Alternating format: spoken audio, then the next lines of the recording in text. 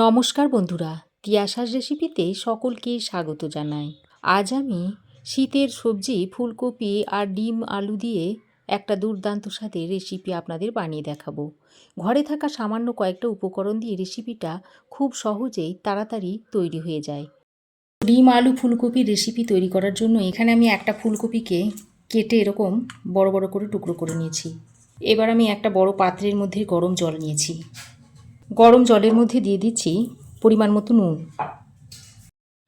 এবার নুন আর জলটা ভালোভাবে মিশিয়ে নিচ্ছি। তারপর এর মধ্যে কেটে রাখা ফুলকপিগুলো ভিজিয়ে দিচ্ছি। এমনভাবে ভেজাতে হবে যেন ফুলকপিটা জলের মধ্যে ভালোভাবে ডুবে থাকে। এইভাবে ভিজিয়ে আমি 5 মিনিট রেখে দিচ্ছি। এতে করে ফুলকপির মধ্যে থাকা পোকামাকড়গুলো বেরিয়ে যাবে। এবার আমি একটা মশলা তৈরি করে নেব। তার জন্য একটা মিক্সিং জার নিয়েছি। মিক্সিং জারের মধ্যে দিয়ে দিচ্ছি 2টো শুকনো লঙ্কা। এই শুকনো লঙ্কাগুলোকে আগে থেকে আমি 5 মিনিট ভিজিয়ে রেখে দিয়েছিলাম। দিয়ে দিচ্ছি 1.5 ইঞ্চ মতো আদার টুকরো আর একটা রসুন ছাড়িয়ে দিয়ে দিচ্ছি। আমি এর মধ্যে দিয়ে দিচ্ছি 1 চা চামচ পরিমাণ জিরের গুঁড়ো আর দিয়ে দিচ্ছি 1.5 চা চামচ পরিমাণ ধনের গুঁড়ো। এবার আমি এর মধ্যে অল্প পরিমাণে জল দিয়ে এই রকম একটা মিহি পেস্ট তৈরি করে নিয়েছি।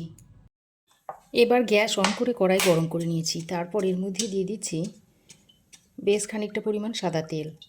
এবার তেলটা একটু হালকা গরম হলে এর মধ্যে দিয়ে দিচ্ছি পরিমাণ মতো নুন আর দিয়ে দিচ্ছি একটু হলুদের গুঁড়ো। এবার নুন আর হলুদের গুঁড়োটা তেলের সঙ্গে ভালো করে নেড়েচেড়ে মিশিয়ে নিচ্ছি। এবার এখানে আমি 4টে সেদ্ধ ডিম নিয়েছি আর ডিমের গায়ে হালকা করে একটু কাট করে দিয়েছি। এখন এই ডিম 4টে তেলের মধ্যে দিয়ে দিচ্ছি। এবার তেলের মধ্যে ডিমগুলোকে দিয়ে একটু লালচে করে ভেজে নিতে হবে। তো দেখুন ডিমগুলোকে আমি এরকম একটু লালচে করে ভেজে তুলে নিচ্ছি।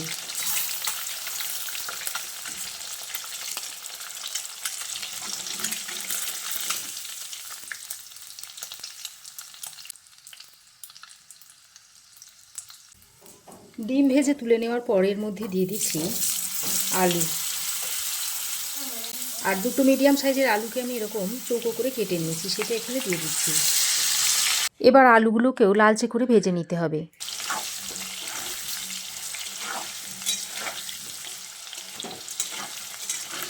তো দেখুন আলুগুলোকে আমি এরকম লাল লাল করে ভেজে নিয়েছি আর আলুটা প্রায় 90% মতো কুক হয়ে গেছে। এবার এটাকে তুলে নিচ্ছি।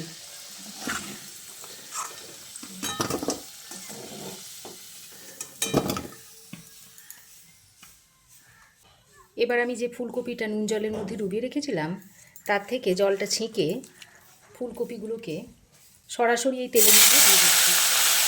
এবার এই ফুলকপিগুলোকে দিয়ে বেশ লালচে করে ভেজে নিতে হবে। যতক্ষণ না ফুলকপির মধ্যে একটা লালচে রং ধরছে ততক্ষণ পর্যন্ত ফুলকপিগুলোকে ভেজে নেব। ফুলকপির মধ্যে অল্প পরিমাণে নুন আর একটু হলুদের গুঁড়ো দিয়ে দিচ্ছি। নুন আর হলুদের গুঁড়োটা দিয়ে ফুলকপির সঙ্গে ভালো করে নেড়ে চেড়ে মিশিয়ে নিচ্ছি। তো দেখুন ফুলকপিটাকে এরকম লালচে করে ভেজে নিয়েছি। এবার এই ফুলকপিগুলোকে তুলে নিচ্ছি। তেলটা ভালো করে ছেঁকে ফুলকপিগুলো তুলে নিতে হবে। এই রান্নাটা করতে খুব একটা বেশি সময় লাগে না। আলু ফুলকপি আর ডিমটা ভেজে নিতে যেটুকু সময় লাগে। ডিম আলু ফুলকপি ভেজে নেওয়ার পর যে বাকি তেলটা কড়াইয়ের মধ্যে রয়েছে ওই কড়াইয়ের মধ্যে দিয়ে দিচ্ছি 2টো এলাচ, 3টে দিয়ে দিচ্ছি লবঙ্গ, 1 টুকরো দারচিনি দিয়ে দিচ্ছি আর 1/2 চামচ পরিমাণ দিয়ে দিচ্ছি গোটা জিরে। তারপর ফোড়নটাকে কয়েক সেকেন্ড ভেজে নিচ্ছি। ফোড়ন কয়েক সেকেন্ড ভেজে নিয়ে এবার এর মধ্যে কুচিয়ে নেওয়া পেঁয়াজ দিয়ে দিচ্ছি।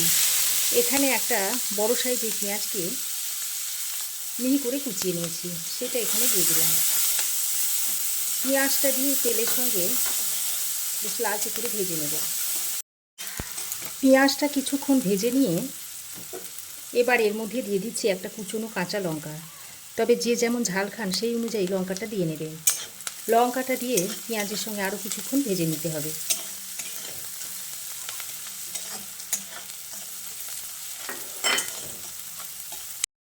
তো দেখুন কাঁচা লঙ্কাটা দিয়ে আরও কিছুক্ষণ ভেজে নিয়ে এবার আমি যে মশলার পেস্টটা তৈরি করে রেখেছিলাম সেটার মধ্যে দিয়ে দিচ্ছি।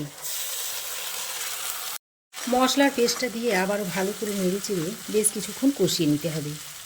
বন্ধুরা, ডিমের রেসিপি তো আপনারা অনেকভাবেই খেয়ে থাকেন, তো একবার এই শীতের ফুলকপি দিয়ে ডিম রান্না করে খেয়ে দেখবেন। এই রেসিপিটা এতটাই সুস্বাদু হয় যে একবার রান্না করে খেলে আপনারা বারবার খেতে চাইবেন। আর এই মশলাটাকে ততক্ষণ কষিয়ে নিতে হবে যতক্ষণ না পর্যন্ত আদা রসুনের কাঁচা গন্ধটা চলে না যাচ্ছে। তো দেখুন, বেশ কিছুক্ষণ সময় ধরে মশলা আমি খুব ভালো করে কষিয়ে নিয়েছি, আর মশলা থেকে দেখুন তেল ছাড়তে শুরু করেছে। ঠিক এই পর্যায়ে একটা বড় সাইজের টমেটো বেটে এর মধ্যে দিয়ে দিচ্ছি। টমেটো পেস্টটা দিয়ে আবারও মশলার সঙ্গে ভালো করে নেড়ে চেড়ে মিশিয়ে দিচ্ছি। এবার আমি এর মধ্যে দিয়ে দিচ্ছি 1 চামচ মতো হলুদ গুঁড়ো। আর এই পর্যায়ে যদি হলুদ গুঁড়োটা দেওয়া হয় তাহলে তরকারির কালারটা খুব সুন্দর হবে। হলুদের গুঁড়োটা দিয়ে ভালো করে নেড়ে চেড়ে মিশিয়ে নেওয়ার পর এবার মিক্সির বাটি ধোয়া জলটা একটু দিয়ে দিচ্ছি। তারপর আবারও ভালো করে নেড়ে চেড়ে মিশিয়ে নিচ্ছি।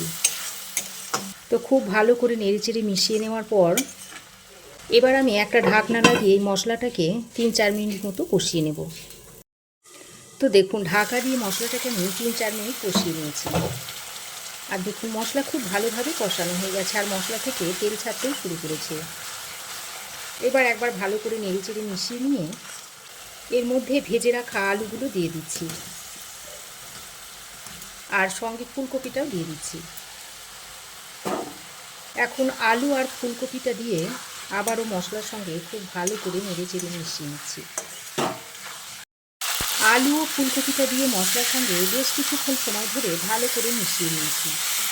এবার আমি এর মধ্যে পরিমাণ মতো জল দিয়ে দিচ্ছি। এখানে আমি 1 কাপ মতো জল দিয়ে দিলাম। এবার জলটা দিয়ে ভালো করে নেড়ে চেড়ে মিশিয়ে নিচ্ছি। এবার আমি এর মধ্যে স্বাদ মতো নুনটা দিয়ে দিচ্ছি। নুনটা দিয়ে ভালো করে নেড়ে চেড়ে মিশিয়ে নিয়ে এবার এটাকে ঢাকা দিয়ে 6 থেকে 7 মিনিট মতো রান্না করে নেব। দেখুন, 6-7 মিনিট আমি ঢাকা দিয়ে রান্না করে নিয়েছি। আলু ফুলকপি খুব ভালোভাবে সেদ্ধ হয়ে গেছে। এবার আমি এর মধ্যে ভেজে রাখা ডিমগুলো দিয়ে দিচ্ছি। ডিমগুলো দিয়ে আবারও সব কিছুকে একসঙ্গে ভালো করে নেড়ে চেড়ে মিশিয়ে নিচ্ছি। তো দেখুন, ডিমগুলো দিয়ে আবারও সব কিছুকে একসঙ্গে ভালো করে নেড়ে চেড়ে মিশিয়ে নিচ্ছি। তারপর সব শেষে অল্প একটু গরম মশলার গুঁড়ো ছড়িয়ে দিচ্ছি, আর কিছুটা ধনেপাতার কুচো ছড়িয়ে দিচ্ছি। এবার আবারও একবার ভালো করে নেড়ে চেড়ে মিশিয়ে নিলে ডিম আলু ফুলকপির তরকারিটা সার্ভ করার জন্য একেবারেই রেডি হয়ে যাবে। ডিম আলু ফুলকপির তরকারিটা এখন সার্ভ করার জন্য রেডি হয়ে গেছে। তো দেখুন, এটা আপনারা গরম গরম রুটি ভাত সব কিছুর সঙ্গেই সার্ভ করতে পারবেন। তাহলে আপনারাও একবার এইভাবে তৈরি করে খেয়ে দেখুন। আশা করছি আপনাদেরও ভালো লাগবে। তো রেসিপি কেমন লাগলো অবশ্যই একটা কমেন্ট করে জানাবেন। ভালো লাগলে একটা লাইক ও শেয়ার করবেন। পাশে থাকা বেল আইকনটাও অবশ্যই প্রেস করে দেবেন। আর আমার চ্যানেলে যদি নতুন বন্ধু হয়ে থাকেন তো প্লিজ চ্যানেলটাকে সাবস্ক্রাইব করার অনুরোধ রইল। আজ এই পর্যন্তই। আবার দেখা হবে নতুন কোনো রেসিপি নিয়ে নেক্সট এপিসোডে।